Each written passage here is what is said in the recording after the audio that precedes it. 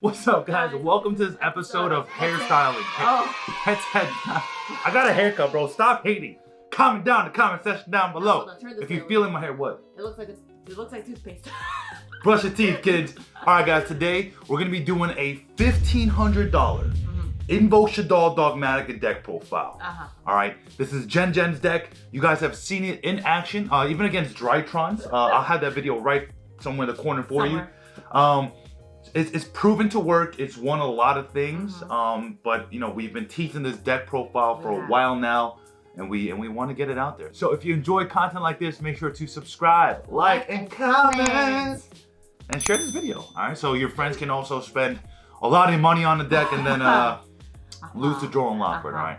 So actually, the deck profile is, as we're doing the deck profile, we're gonna be doing like kind of like an in-depth analysis on it, while at the same time doing a 2-card combo, which you'll see often with the ratios that we're playing, and you'll see that. So without further ado, let's get right into it. All right, guys. So Jen, why don't you get us started? Yes. All right, so we're gonna get started with the Invoked engine part of the deck, and I know you mentioned it's been 4 years. It's been 4 years. It's been 4 years. We've been normal summoning Alistair for 4 G-damn years. 4 G-damn years. And for those of you living under a rock, this basically, it's a normal summon that gets you your invocation, which I like to call it's a 1-card mecha buff. Yep, definitely. It's a 1-card anything in the Invoked engine, pretty much. Yeah. Basically, so Alistair and Invocation, they work in conjunction with each other, because after you banish the Alistair, you can activate the Invocation in the graveyard to grab you back your Alistair to do it all over again. So that's why so many people hate this engine, but you can't deny that it's a good 1-card engine, right? Exactly. And I'm very, very surprised they didn't touch this. They won't. I feel like they won't. It's a Konami favorite, you know? It is a Konami favorite. And yes, guys, so we only play 2 invocations because, just like what you just mentioned, we recur back from the graveyard. Yep. And I know some people who do play Desires do opt to play 3. Yep. But yeah, I mean, that's only it. But I don't think that's a very good draw card for this deck especially. Yeah, I feel like because like the Invocation engine is so hand trappable, Triple Tactics Talents is definitely the better draw engine, yeah. Yes. Alrighty, and then we played 3 copies of Magical Meltdown. Same thing, this basically grabs you your Alistair, and then you get the whole engine started again. Yeah. And for Meltdown, what does Meltdown? Why is it so broken? Like, the Meltdown is so broken because a lot of people don't understand the interaction with Meltdown, right? So basically, Meltdown says, like, your fusion summons can't be negated, right? And then on top of that, usually after you summon or after you special summon, your opponent has a chance to respond. But under Meltdown, they actually don't have that chance to respond, because now Magical Meltdown basically makes you turn priority player again, which is insane because you get to call all your chain links first, right? Exactly.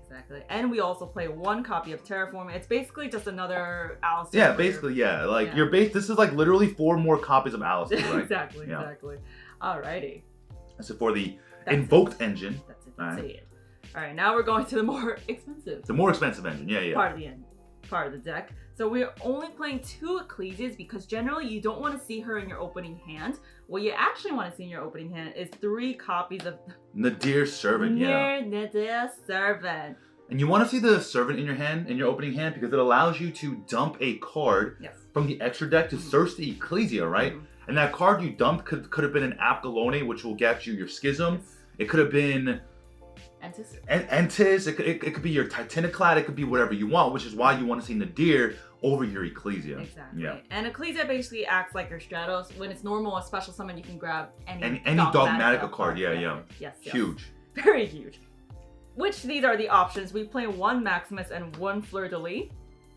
So Fleur de Lis is basically just a 1 negate, and Maximus is really broken because it allows you to send 2 cards from your extra deck. You know, explaining the whole general theory of it again. We'll get into it when we get into the extra deck, but you could literally just send off anything. Yeah, but pro tip: if you're playing like Shaddolls or like the mirror match, generally don't resolve Maximus, and they're like everyone is actually like flexing 2 spots in the extra deck for like an Entis and a Skull Knight, or like an Entis, a Nova, and a Mechaba. So, you know, be careful when you're resolving Maximus, because even though you end up plussing, you might help your opponent end up plussing as well. Fleur de Lis is also a really good card. Like, so you have to remember it activates in the hand, and you know your opponent does have a chance to respond to it because it is a trigger effect.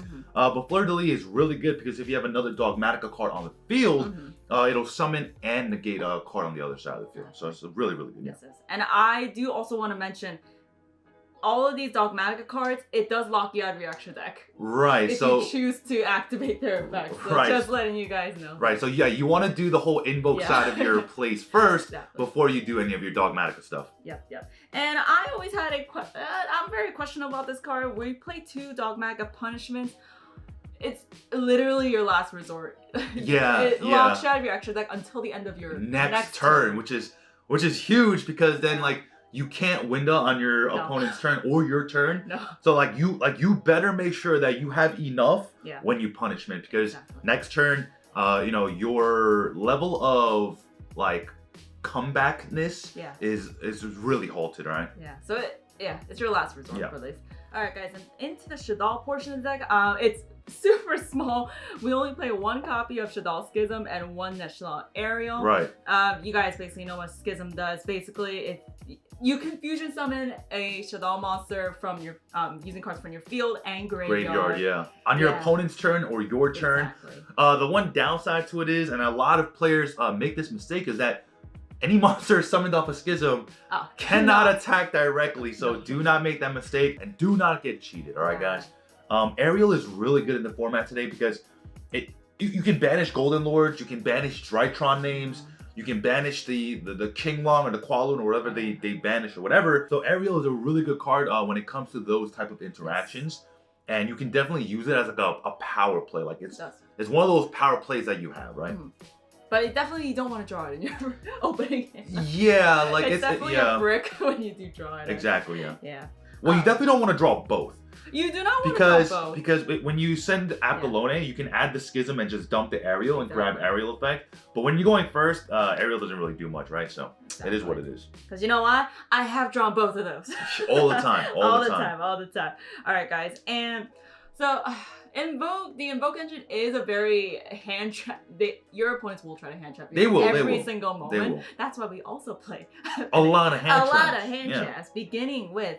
So we play 3 Droll and Lockbirds. Yeah. So so Droll and Lockbird is definitely one of the better hand traps in the format, because you're playing like in the mirror match. You're also playing against Drytrons. Yes. Which, you know, Droll is a 1-card stop Drytrons. I mean, unless they open like orange or something, but they go -2 in the hand, and like, you know, they hope to see at least 2 Drytron names. Yeah. They can get by with 1, but let's say we draw them and they orange us. What's the next hand trap we're gonna hit them with? Of course, our Forehead Ash. The Forehead Ash. Our Forehead Ash. Forehead Ash gang, rise up in the comment section down below. Yeah. I think this card is it's a very splashable. I love this card. Right, it's a staple hand trap. It's a catch-all staple hand trap. Yeah. I'm pretty sure everyone knows what Ash Blossom does. Right. All right, and our next lineup is we play 3 Skull, and I know people there's that long debate with, is Skullmeister better or is Ghostspell better? Right. I think in the general consensus, most better players will tell you Skullmeister is better, because a lot of players don't like. A lot of players go like, hey, can I ghost spell that? And like, and if you can't, you literally just told your opponent, like, I have a ghost spell. I have a ghost spell, right? Yeah. But with Skullmeister, it's like, if anything activates in the graveyard, you can just Skullmeister it, right? It's relatively simple. But there are a lot of things that you can ghost spell that you can't Skullmeister, but not the other way around. So in that sense, ghost spell is better, but like, you have to really understand what you can and cannot hit with ghost spell, right, guys? Exactly. Yep. Exactly. And I have 1 game of Meister because I was playing a mirror match and I Skullmeistered my opponent's Invoke. Right. Yeah. Right. That's happening. So that's our hand trap lineup. Next. All right. So this is kind of like our Misk spell lineup. So we actually play the other expensive cards. We're playing triple forbidden droplets because we have to, right? Like, when you're going up against especially VFD or even like a full-on Drytron board, you definitely need forbidden droplets to play, because if not, then you're just not playing, right? Yeah. The very fun dragon. The very fun dragon. Very fun dragon, and also we are playing 3 TTTs. Yeah. I personally believe that TTT is a better draw card over Desires, because you're playing a lot of 1-ofs in the deck. You are. And you know, if you banish any of them, like, you're not getting to certain parts of your engine. Exactly. I know sometimes like you'll sit with a TTT in the hand, and then you're just like begging your opponent to hand trap you. But you know, with the deck that you play, like, it's worth it. It's worth it. It's definitely worth it. No, and I have seen this a lot in play. Right. Even when I'm playing, like, it'll just save you sometimes. Yeah, it'll definitely save you. Yeah. We also play 3 Cosmic Cyclones. Pretty self-explanatory. And the 1 Harpy's Feather Duster, for some back row removal. Right. We need those. Right. It never hurts to have it.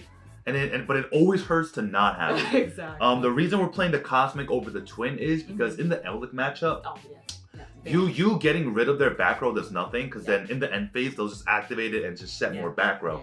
So Cosmic is definitely a better card in the meta currently. In the current meta, yeah. And we also play. I hate it when I always play this, but we're playing 1 Mystic Mine. It's fine. And 1 set rotation. Yeah. Just in case we need to get into a meltdown. Right, because you can give your opponent the Mystic Mine and give yourself the meltdown. Which is basically another form of Alistair, right? Right. But you have to make sure that you save a Mechaba negate or some form of negate for the Mystic Mine, because if you have no out to the Mystic Mine that you just gave your opponent, you look big dumb. Okay? You do look big dumb. You look big dumb. Hey, but sometimes I need my meltdown. Alright, so let's go into the extra deck. The extra deck. Alrighty, guys. So we're gonna start with our Shaddoll lineup for the deck. So, I love Winda. Yep. So we're playing double Winda. Double Winda, right. Guys. The 1 Apkalone and the 1 Ulti Construct. Alright, guys. So basically, a lot of people, once they out the first Winda, they don't expect the second one. So playing 2 is actually, pretty huge.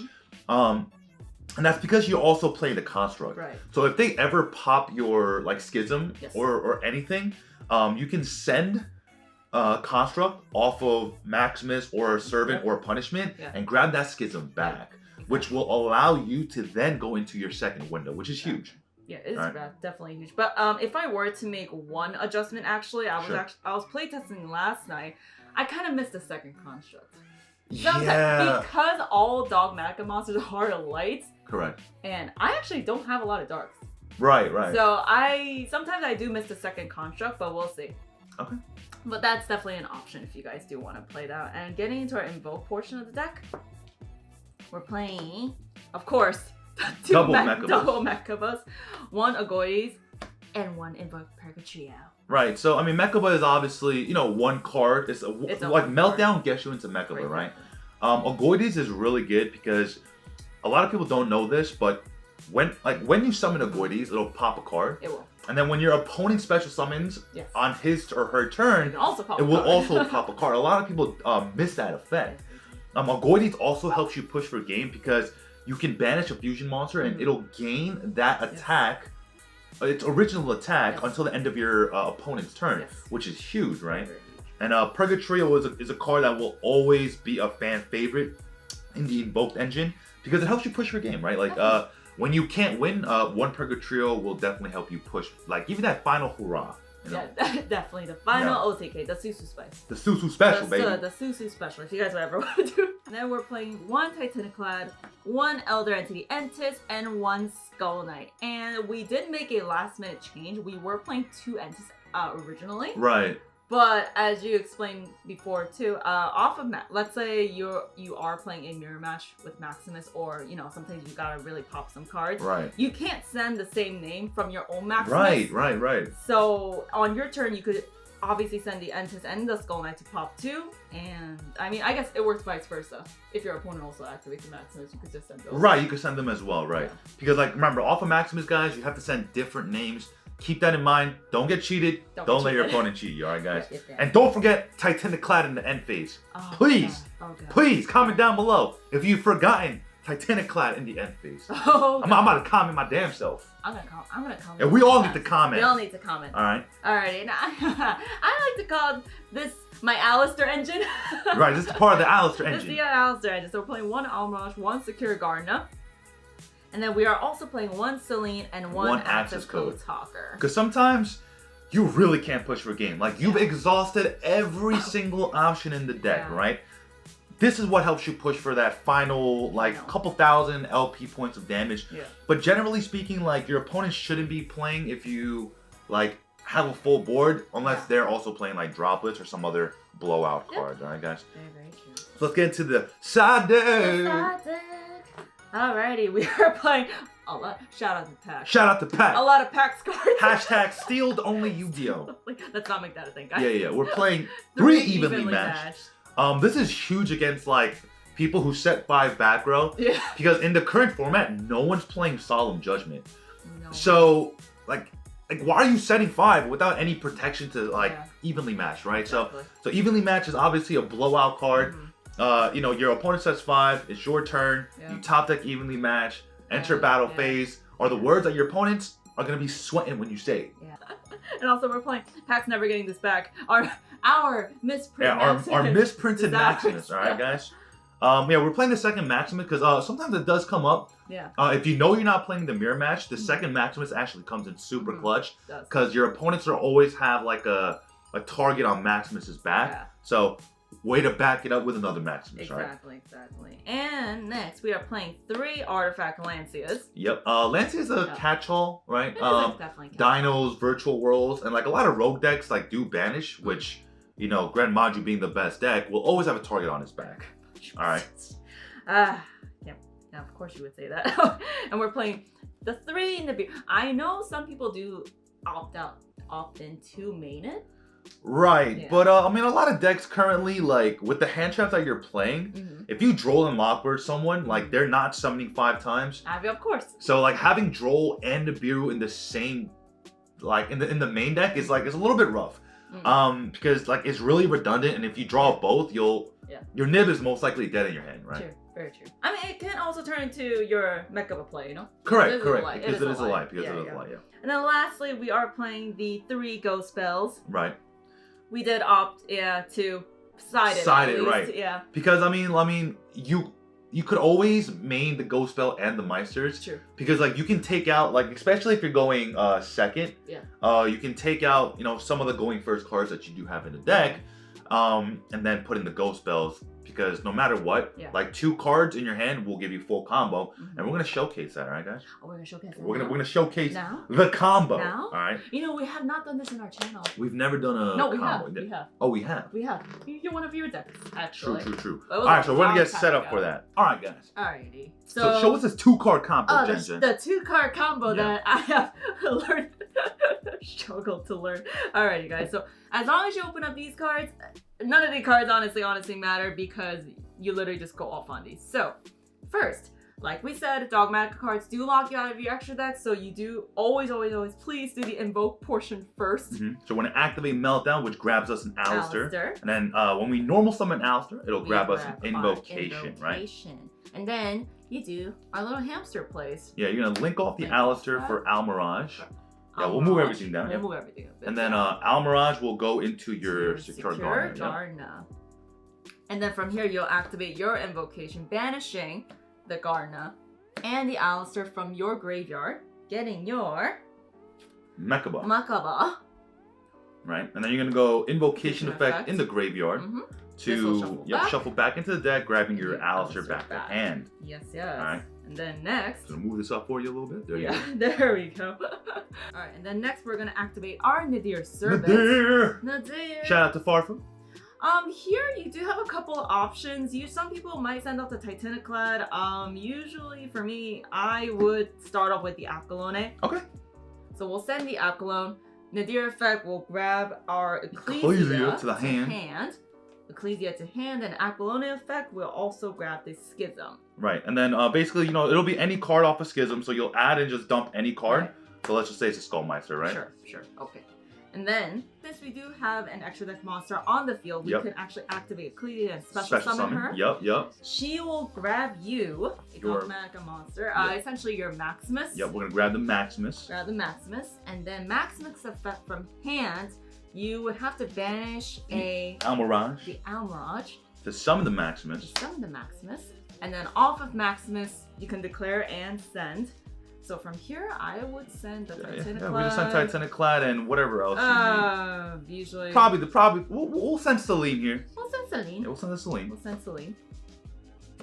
Off of that, and then you would set your Schism that we got off of Aquilone, and then end phase. What do we do? Titaniclad in the end phase, Jen. Titaniclad in the end phase. So we'll grab we'll grab the Fleur de Lis. So let's explain the board state, right? Yes. And let's say, like, you know, we have a hand trap in hand, right? So let's say in our hand we have an Ashe, an Alistair that we got back from off of Invocation, Sure. and the Fleur-de-Lis that we just searched, right? Sure. So now in the board phases, you have a Mech Up and Negate, Yes. right? You have a Winda on the field, or you'll basically have a Winda off of Schism. You have an Ash Blossom in the hand as a interruption, and the Fleur-de-Lis as an interruption. So essentially, you have 3 interrupts and a Floodgate on the field, which a lot of decks cannot play through.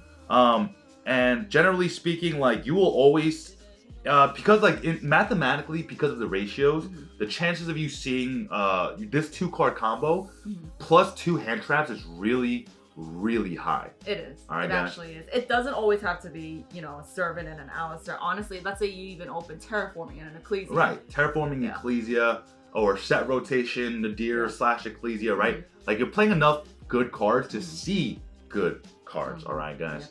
So, all right, guys, if you guys like in-depth analysis, combo deck profiles like this, make sure to comment down below. If this video gets 500 likes, we'll be giving away a booster box of Blazing Vortex.